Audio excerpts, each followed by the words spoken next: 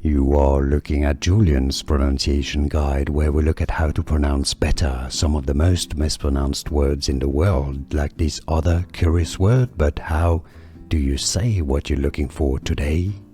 Let's learn how to pronounce this word in English. There are two slightly different pronunciations. British English pronounces it as gauze. Gauze. In American English, in the US, the pronunciation is usually more as gauze. Gauze, American English, or gauze.